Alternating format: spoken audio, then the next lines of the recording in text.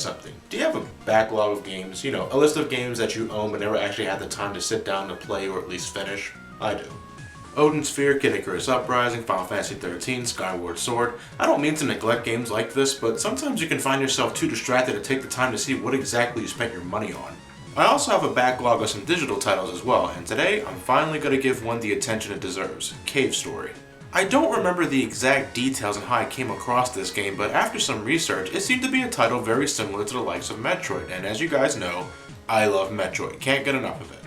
Now that I can finally remove Cave Story from my backlog list, what's the final verdict? Let's find out now.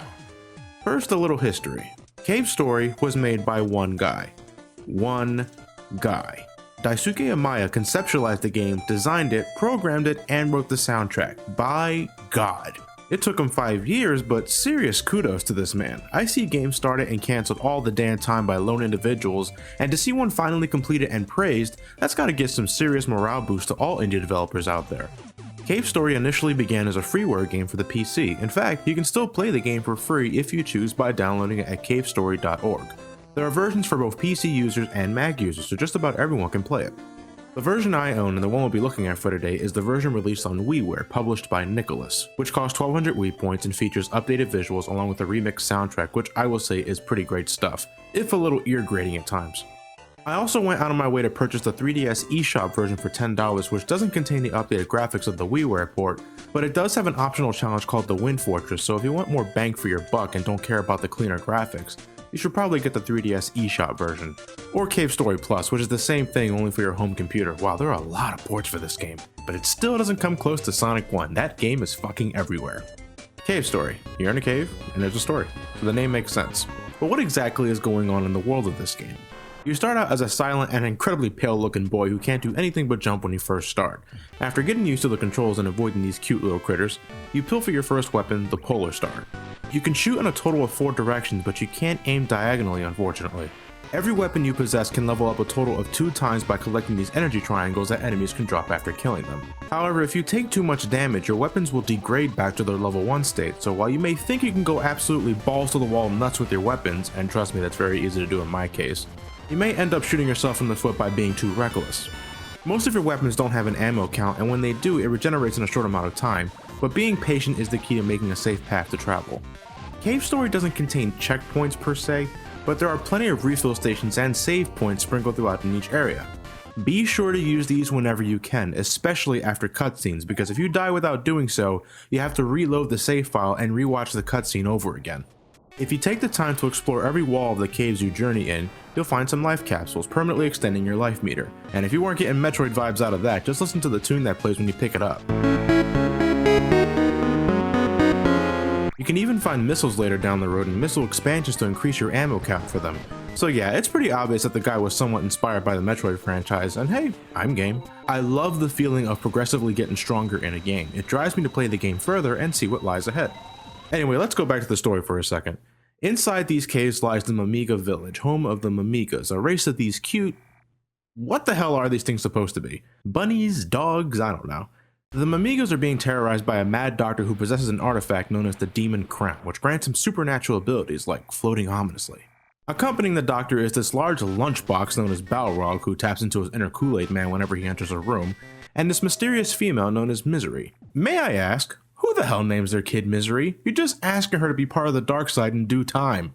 The true purpose of the doctor is to kidnap all of the Mimiga and force feed them red flowers, which transforms our cute little bunny dogs into savage, hulking beasts that do whatever the doctor tells them.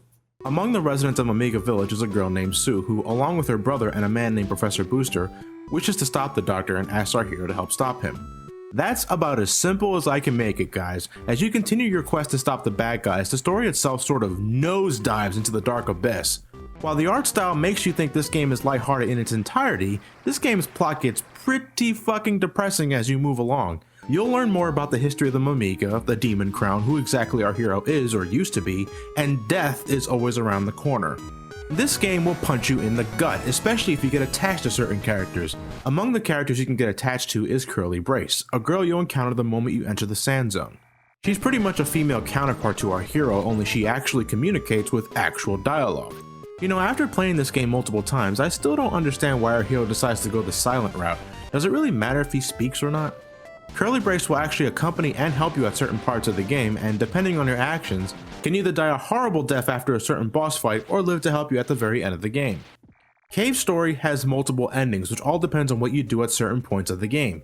Unless you're using a guide, you will not get the best ending of this game on your first playthrough. There's one point where you witness an injured Professor Booster spontaneously appear and fall down to the floor below. Checking to see if he's okay will grant you the Booster version 0.8, with the Professor dying moments later. If you want the best ending of the game, you need to ignore the Professor entirely, where you'll later see him alive and well, complete with a much better Booster upgrade. How the fuck does that make any sense? You talk to him, he dies. You leave him alone, he lives? I thought I was just being a nice guy by checking to see if he was okay or not. Instead, I just guaranteed myself the normal ending. You see, if you let the Professor die after talking to him, you won't be able to get the tow rope, which only appears if you don't talk to the Professor in the first place. Why? What's the relation? Why does your actions with the Professor determine whether or not this items appear, from a plot perspective? Without the tow rope, you can't rescue Curly from drowning after you defeat a certain boss. What the fuck, game?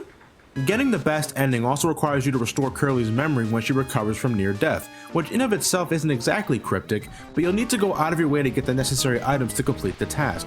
Games like Metroid may have been the inspiration for Cave Story, but the structure of the game is fairly linear as a whole. There aren't many side quests to complete, and the level design is somewhat straightforward. There are times though when you need to backtrack a lot to progress with the story, which does get a little annoying honestly. If you're into this genre to begin with, you can complete Cave Story in about 4 hours on your first go. Add another hour if you plan on getting the best ending. Ugh man, the best ending, such a pain in the ass! I wouldn't categorize Cave Story as a ball-bustingly hard title. In fact, I thought it was a relatively comfortable experience, with maybe 1 or 2 times where things got a little frantic for me. I like to think of it as taking a comfortable hike through a park or something fairly smooth. Imagine the process of getting the best ending to be like a sudden 5,000-foot mountain to unexpectedly appear at the end of your hike with your house nested at the very top of it. I thought it was terrible enough to have to ignore common sense with things like completely bypassing the Inter-Professor and shit like that. But the very last thing you need to do is conquer the Sacred Grounds, or the Bloodstained Sanctuary, depending on the translation. This place is fucking hell, both figuratively and literally. Everything here wants you dead, and you need to keep all the health you possibly can. Not only do you have to venture through this place without getting too injured, but you have to conquer not 1, not 2, not 3, not 4, but 5 boss encounters with no checkpoints. No checkpoints! You get what I'm saying here? That means if you kick the bucket at the very last possible moment, you have to load up your save file and travel through this shit all over again and fight every boss all over again. Holy shit! This game really makes you work for that fucking ending, but the way it's handled here is such a sledgehammer to the face. Fuck, I know things should get progressively harder and harder as you move along, but this! I actually first encountered this place in the 3DS eShop version of the game, and man, oh man, you would not believe the hand cramps I suffered through. If I can praise the Wii version for one thing, is that the controller feels really natural for this sort of game. I don't have any glaring issues with the controller or anything like that, but sometimes I feel the characters can be a little slippery when handling tiny platforms. Other than that, it's okay. Cave Story, as I mentioned earlier, is not a very long game. If you collect certain items throughout your adventure, you can unlock Curly mode, which lets you play as Curly in the main story. Besides a gender swap though, there's no other difference, but it's also the only time where you can actually hear the main character speak. Oh, his name is Quote.